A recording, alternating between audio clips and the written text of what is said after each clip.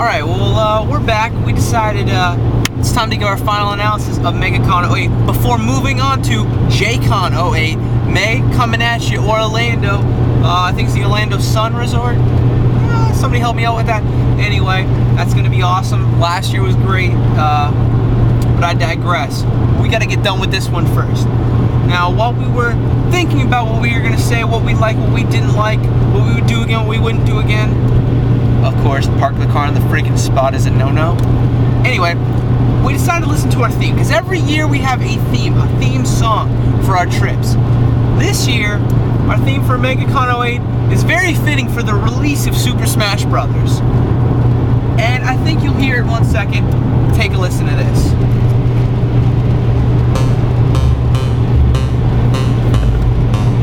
I'm laughing at your mama. Just in case you can't see.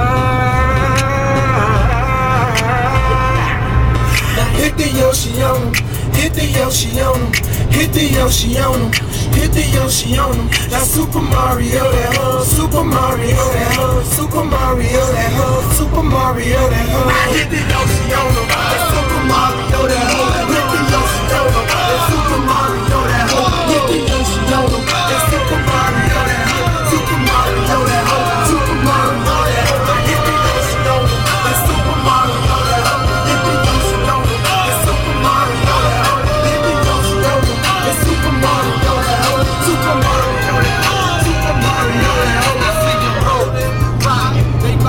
That's the theme of Megacon 08. You like it? You like that little snippet? You like what you hear? Go ahead and download it. LimeWire, baby. It's all free.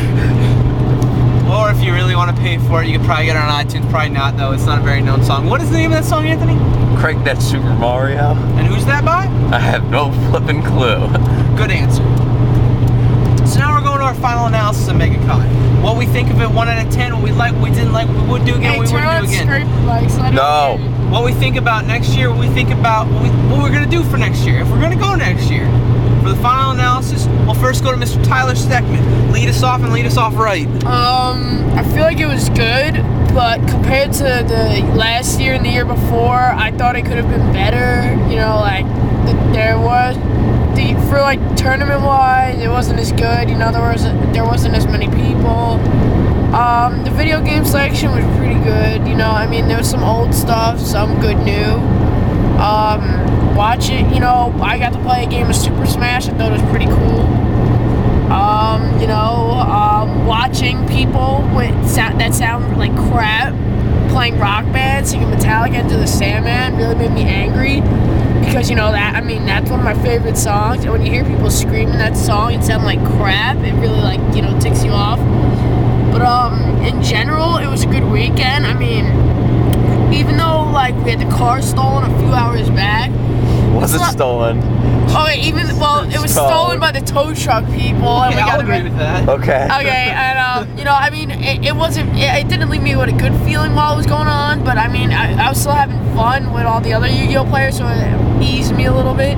And so that's my outlook on the weekend. Okay. What do you give it out of 10? Final verdict out of 10. I give it about a 2.5. 2.5. No, just That's kidding. a nice rating. Just kidding. I give it like an 8.2. 8.2 out of 10. And what about the Megacon 2008? There's one thing you could change from this year to next year, and you're going to Megacon 2009. My bad. Megacon 2009. What would you change? What would that one thing be? Maybe there would be a cheerleading competition going on. There might be some decent looking chicks at for once. Maybe. That's just what I'm hoping for. All right. Oh, and some better Yu-Gi-Oh tournaments. There it goes. Steckman's thoughts on Megacon 2008 and hopes for the future. He wants girls and he wants cards. What more can a guy ask for? Okay, now Anthony, what do you think about Megacon 2008? Turn that camera right side around. Hey, thought it was pretty good. You know, I guess some of the other conventions have been better because they closed the dealer room early and don't get to play as much games because they flippin' put the games in the dealer room. Who the hell does that? That's one of my Usually they just have a gaming room. That's the only thing I didn't like. Other than that, everything else was good. You know, gave my speech about the dub. talked to a lot of people. I didn't even know who the hell these people were. I just started talking to them because, you know, it's like the same crap. And as for rating, I'd probably give it like 9 out of 10. Just one thing with the video games. Super Smash is freaking awesome. It's great. Great game. Sonic rules. Hope for the future. What? If you could change one thing from Megacon 07 or Megacon 08 to Megacon 09, what would that one Change be? anything? Different gaming room. Yeah, just a room just for games. And more Halo tables. And yeah, just have the gaming room open for a long ass time. Yes, I cursed, okay? One time. Alright, Megacon 08 in my nutshell. Positively, they had a really good dealer room. I gotta give them that. They had a really good dealer room, and they had a lot of card rooms, and there's a lot of area in the card rooms. It wasn't like some little dinky tiny room. A lot of tables, a lot of seats, never filled. The one thing I didn't, you know, that was kind of different, which was Grind my good. ears. They put us in, well, no, it didn't really perturb me or anything, but they put Megacon in a completely different area. Threw us off the first day, but it was alright the second and third day. It was in its own little area. It was in the convention center. It wasn't in the main one. It was in another one, but they had the entire wing to themselves. All the freaking crazy nutballs could do whatever the freak they want, screaming yowie at each other, whatever.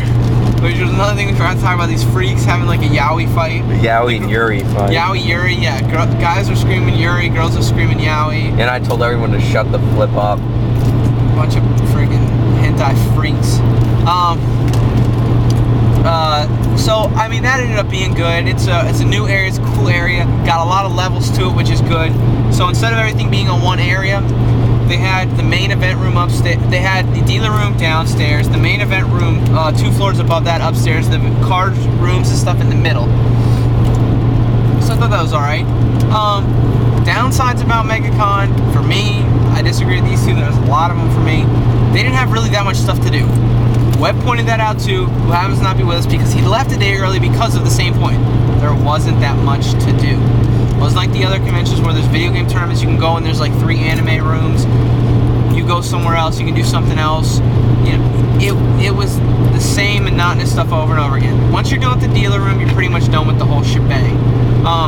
They had a lot of really crappy guests, like guys that I have no interest in. Instead of having everybody from the comic book world you could possibly gather, why don't they spread it out? Megacon isn't just a comic book convention, it's for anime too, it's for everything. Why don't they have some anime guys, some comic book guys? Spread it out a little bit. I mean, geez, everybody's for the same flipping thing over and over and over again. It was like the second co-writer of the original Batman from the Golden Age and the co-writer of Iceman and blah blah blah. I mean, why do they have to go that deep, man? They had some, you know, solid names of people I'd actually heard of in the comic book world, but they should also have some anime guys. Like, I happened to meet, flippin', what's his name? Chris Sabat. Chris Sabat, man. The voice of everyone. The man. And, it was really cool to have him there. And Travis, Wingingham?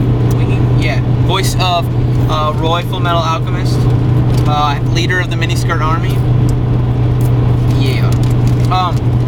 Another problem besides the amount of stuff to do was the dealer room had the video game room in it, which was extremely annoying because the dealer room, for some reason, they decided to close that early every freaking night. It's like, hey, let's just close it at 5 o'clock because, you know, no one's gonna buy stuff after 5.